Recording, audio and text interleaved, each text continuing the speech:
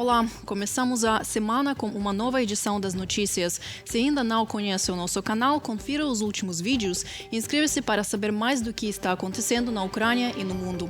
Vamos aos destaques de hoje, 22 de dezembro. Senador Graham pediu a Washington que aumente a pressão sobre Moscou. Major-general russo morto em Moscou em ataque com explosivo. Bombardeios pesados na região de Odessa e sequestro de civis na região de Sumy. O senador republicano Lindsey Graham pediu que Washington aumente a pressão sobre Moscou caso o Kremlin se recuse a buscar uma solução pacífica para a guerra na Ucrânia. Ele afirmou que os esforços diplomáticos atuais estão falhando e que Putin continua ignorando as propostas para encerrar os combates. Graham sugeriu reforçar as sanções contra a Rússia e transferir mísseis Tomahawk para a Ucrânia, permitindo que o país ataque fábricas russas de mísseis e drones. Além disso, propôs a imposição de tarifas elevadas aos países que comprarem petróleo russo e o reconhecimento da Rússia como Estado patrocinador do terrorismo. Se Putin disser não, devemos mudar radicalmente nossa estratégia, incluindo a transferência de mísseis Tomahawk para a Ucrânia, para que o país possa atacar fábricas de mísseis e drones na Rússia. Eu apostaria tudo. Lindsey Graham, senador republicano, em um artigo da NBC News. O primeiro-ministro britânico Keir Starmer e o presidente dos Estados Unidos, Donald Trump, encontraram-se na Flórida. Segundo a Reuters, eles discutiram maneiras de buscar a paz na Ucrânia e o papel da coalizão dos dispostos. Starmer ressaltou a importância de um cessar-fogo justo e duradouro e da coordenação dos esforços internacionais. As conversas deram continuidade aos contatos diplomáticos dos Estados Unidos com a Rússia, a Ucrânia e países da Europa. A Ucrânia segue plenamente comprometida com a conquista de uma paz justa e sustentável. Foi o que afirmou o enviado especial do presidente dos Estados Unidos, Steve Witkoff, ao resumir as conversas. Segundo ele, os participantes da reunião trabalharam em um plano voltado ao desenvolvimento econômico e à prosperidade futura da Ucrânia. Witkoff também destacou que, após os encontros, a Rússia, em sua avaliação, também mantém seu compromisso com a paz no país. Além disso, acrescentou que o enviado especial russo, Kirill Dmitriev, manteve reuniões construtivas com a delegação norte-americana para avançar no plano de paz do presidente Trump. Porém, o Kremlin já avaliou que o documento seria supostamente inaceitável e que a maior parte das suas propostas será rejeitada. O assessor de Putin, Yuri Ushakov, fez a declaração correspondente. Segundo ele, Putin aguarda um relatório do enviado especial Dmitriev sobre os resultados das negociações. Contudo, o Kremlin considera que a maior parte das propostas russas não será incluída no plano e que Ucrânia e Europa apresentam emendas supostamente pouco construtivas. Putin é a principal razão pela qual a guerra da Rússia contra a Ucrânia ainda não terminou. O secretário-geral da OTAN, Mark Rutte, declarou isso em entrevista ao Bild. Ele afirmou que o ditador russo está disposto a continuar sacrificando milhões de seus próprios soldados, apesar de não alcançar nenhum sucesso real no campo de batalha. Rutte acredita que o líder do Kremlin está obcecado pela guerra e, por isso, forçá-lo a encerrá-la é uma tarefa difícil. Precisamos fazer duas coisas. Primeiro, aumentar os gastos com defesa e ampliar a produção. Segundo, garantir que a Ucrânia permaneça o mais forte possível na luta. Porque, se a Rússia tomar o controle de toda a Ucrânia, as consequências para a OTAN serão enormes e teremos que gastar muito mais do que o acordado em Haia. Se cumprirmos esses compromissos, superaremos a Rússia e continuaremos significativamente mais fortes. A Alemanha está liderando o caminho. Atualmente investe muito mais em defesa, o que é crucial. Está assumindo um papel de liderança. E toda a Europa deveria seguir seu exemplo.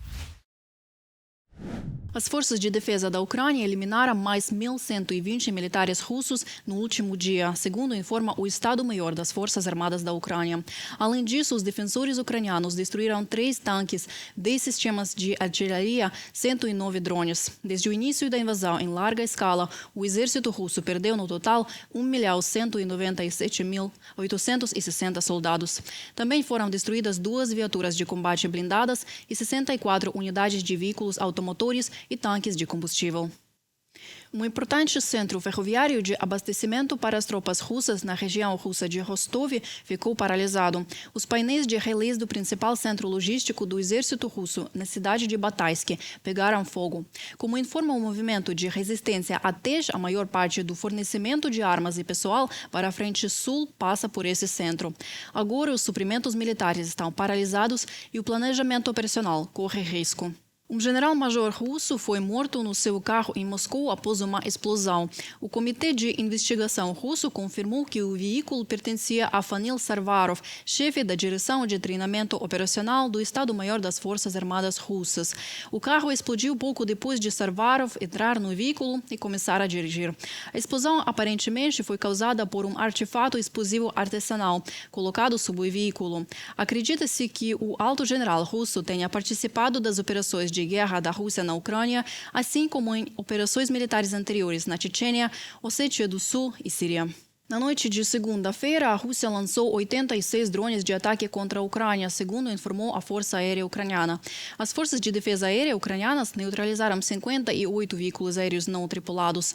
Houve 26 impactos de drones em 12 pontos. Destroços dos alvos aéreos derrubados caíram em outros locais. A travessia da fronteira por tropas russas na região de Sumy e a evacuação forçada de civis ucranianos da aldeia de Grabovsk parecem ser uma provocação, afirma Viktor Trygubov, chefe do Departamento de Comunicações das Forças Conjuntas. Ele afirmou que não se trata de um avanço em larga escala, mas sim de um sequestro seletivo com fins políticos ou informativos. A Ucrânia já fez um apelo à comunidade internacional para que facilite o retorno de seus cidadãos. Enquanto isso, o exército do país agressor continua bombardeando cidades ucranianas, especialmente no sul do país. Mais detalhes em nossa reportagem.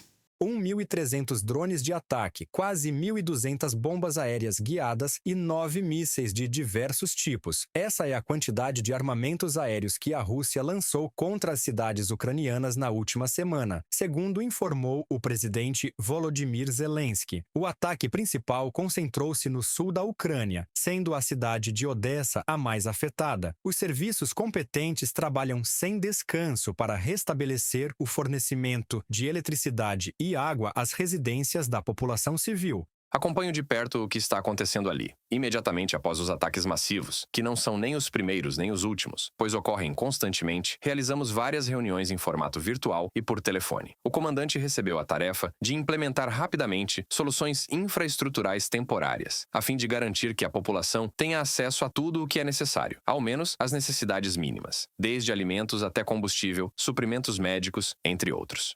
Entre os alvos russos no sul da Ucrânia estava a ponte próxima à aldeia de Mayaki, na região de Odessa. Cabe destacar que o país agressor a atacou com 15 drones de ataque e um míssil balístico com munição de fragmentação. Esses dados foram apresentados pelo especialista ucraniano em sistemas radioeletrônicos e comunicações, Serhiy Bezkhresnov. Ele acrescentou que tais ataques não tinham como principal objetivo destruir a ponte em si, mas ferir as pessoas que estavam nas proximidades e aquelas que realizavam os reparos na estrutura, já que a munição de fragmentação não causa danos estruturais à ponte, mas afeta gravemente as pessoas. Durante esta semana, implementaremos 2 rotas logísticas alternativas. Uma será permanente e a outra consistirá em uma ponte flutuante. Essa é uma medida de curto prazo. Em um prazo de 2 meses, abriremos mais 2 rotas alternativas, com o objetivo de aumentar a capacidade de transporte em ambos os lados do rio Dniester.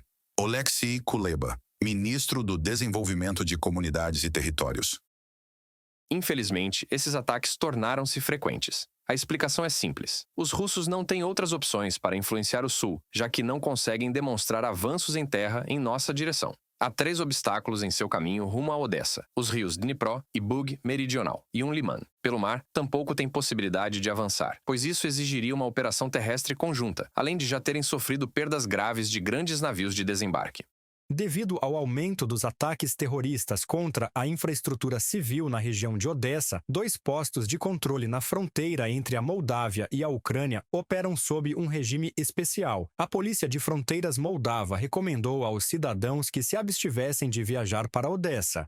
A Polícia de Fronteiras recomendou aos cidadãos evitar viagens em direção a Odessa. O órgão ressaltou que apenas cidadãos ucranianos podem sair da Moldávia pelo posto de controle Palanca, Mayaki Udobny. Outra condição para a saída é que o veículo não ultrapasse o peso de 7 toneladas. Em direção a Belgorod-Dnistrovsk, a saída não está limitada. De uma publicação do Newsmaker. Além dos bombardeios incessantes contra a infraestrutura civil da Ucrânia, a Rússia continua violando todas as leis da guerra e simplesmente sequestra civis. Assim, o exército do país agressor entrou no povoado fronteiriço de Grabovsk, no Oblast de Sumy, e transferiu à força mais de 50 civis para o território da Federação Russa. A diretoria principal de comunicações das Forças Armadas da Ucrânia esclareceu que se trata principalmente de homens e mulheres em idade avançada, entre os quais há uma pessoa de 89 anos. Dirigi-me imediatamente à comissária de Direitos Humanos da Federação Russa com a exigência de fornecer informações sobre a localização dos cidadãos ucranianos deportados ilegalmente, suas condições de detenção e necessidades prioritárias, bem como adotar medidas para seu retorno imediato à Ucrânia. Também enviei uma carta ao Comitê Internacional da Cruz Vermelha, Dmytro Lubinets, comissário para os Direitos Humanos do Parlamento da Ucrânia, no Telegram.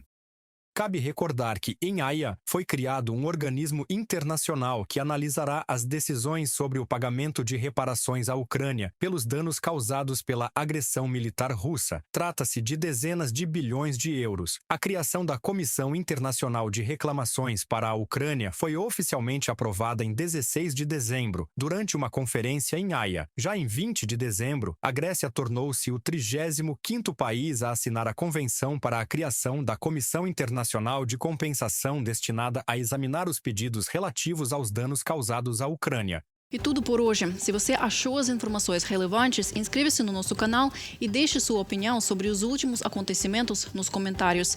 Amanhã, minha colega Anastasia trará mais atualizações. Boa noite.